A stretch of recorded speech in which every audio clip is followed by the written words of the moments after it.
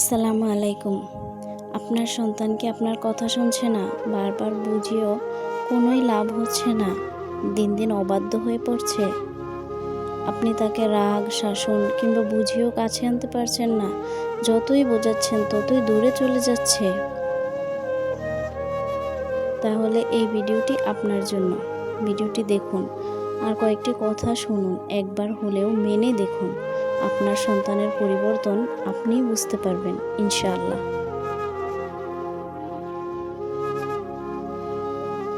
প্রিয় দর্শক, সন্তান আল্লাহর অনেক বড় নিয়ামত, কিন্তু এই নিয়ামতের সঠিক যত্ন না নিলে একসময় দূরত্ব তৈরি হয়। সন্তানকে শুধু শাসন করলেই বাধ্য হয় না।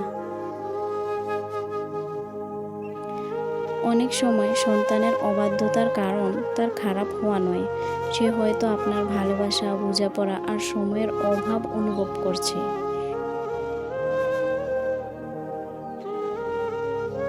প্রথম কাজ, আপনি প্রতিদিন 15 থেকে 20 মিনিট সময় শুধু আপনার বাচ্চাকে দিন।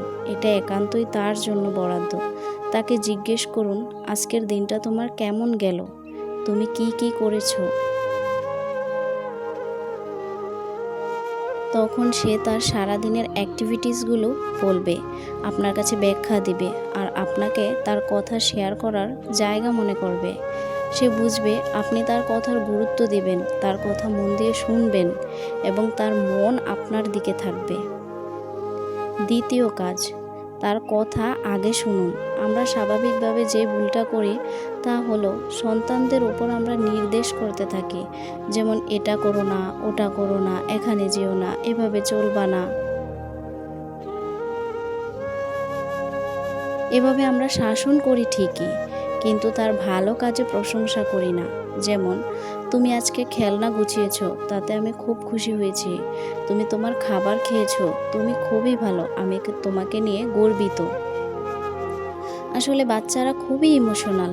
আপনার একটু প্রশংসা করলেই তারা খুব খুশি হয়ে যাবে, বারবার ওই কাজটাই করতে চাইবে, যাতে সে আরও প্রশংসা পায়, আরও প্রশংসা শুনতে পারে। তৃতীয় কাজ, কথা বলার চেয়ে উদাহরণ দিয়ে বেশি শিখান। বাচ্চারা আপনার কথা শোনার চেয়ে অনুসরণ করবে বেশি।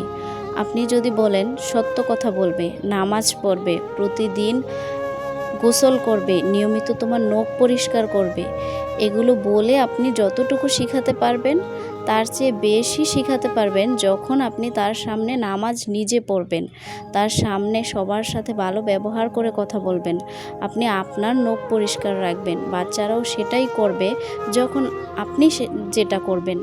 আপনি পরিষ্কার পরিচ্ছন্নতা থাকলে সেও তাই করার চেষ্টা করবে এবং আপনার অ্যাটেনশন পাওয়ার চেষ্টা করবে। চতুর্থত, এটা খুবই গুরুত্বপূর্ণ, আমরা কখনোই বাচ্চাদের বলি না যে আমি তোমাকে ভালোবাসি।